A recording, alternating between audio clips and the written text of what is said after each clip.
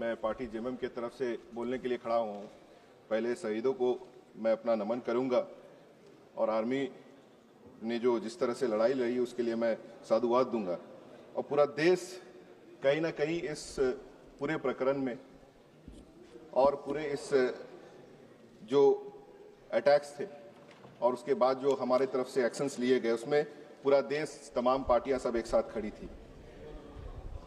लेकिन सक्सेस की जो बात कही जा रही है उसमें कहीं ना कहीं खटास तब आई कि कोई एक दूसरा देश जो है उसके प्रेसिडेंट ये बता रहे हैं कि हमने सीज फायर करवाया।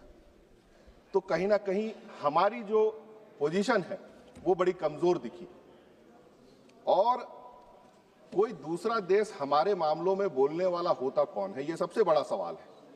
अगर हमारे नेता, हमारे देश के एजेंसीज के द्वारा ये बात कही गई होती तो बहुत अच्छा समझ में आता कि देश के अंदर कुछ बिजनेस हाउसेस को आप फायदा पहुंचाएं, वो घर के अंदर का मसला है। लेकिन देश के मसले में बाहर का कोई नेता हमारे लोगों से पहले बोले, वो बहुत गलत और हमें कमजोर दिखाने वाला काम हो रहा है। और मेरा सुझाव, एक तहे दिल से सुझाव देना चाहूंगा कि अग्निवीर जैसी योजनाओं को बंद करें, हमारे देश के आर्मी को कमजोर करना बंद करें। जो आप बिजनेस हाउसेस को आपका जाकर के माफी दी जा रही है टैक्स की, उन सभी चीजों को बंद करें। आर्मी को मजबूत करने के लिए आप जो है उस पैसे को लगाएं और रिसर्च में वो पैसे लगाएं ताकि हमारा आर्मी स्ट्रेंथन हो सके। और ये घटनाएं जो हुई है, ये आगे भी हुई और अभी भी, तो उसको हम लोग पहले से ही रोक पाए।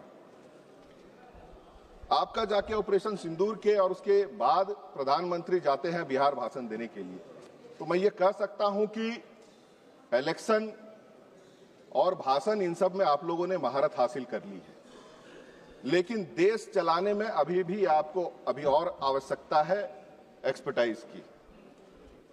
क्योंकि जिस तरह से आप लोग, चाहे वो ईवीएम हो, एसआईआर की बात हो, तो इलेक्शन किस तरह से जीतना है, हर एक हथकंडा अपनाने के लिए आप तैयार हैं।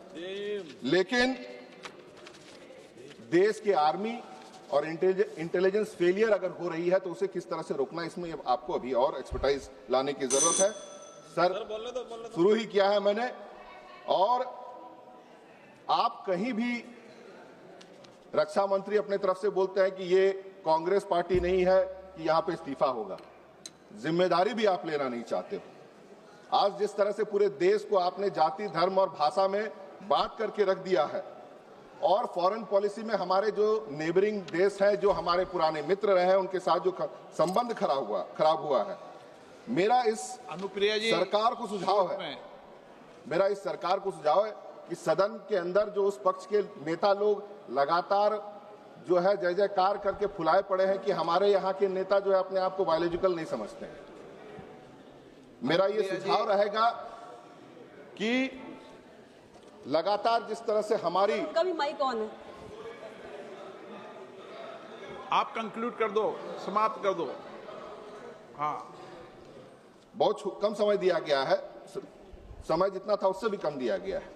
सर, मैं ये कहना चाहूंगा कि जिस तरह से हमारी पूरी, सिर्फ हमारे देश के अंदर के लोग जो सवाल पूछ रहे हैं, पूरे विश्व में जिस तरह से हमारी कमजोरी दिख रही है, आने वाले समय के लिए विनती रहेगी कि कहीं ना कहीं इन सब चीजों में सुधार लाने की जरूरत है और जिम्मेदारी लेने की जरूरत है। जहां आपसे गलती हुई है और आगे सुधार भी आप करें, क्योंकि अगर देश का मसला है तो वहां पे हम लोग सब एक साथ हैं। बहुत बहुत धन्यवाद।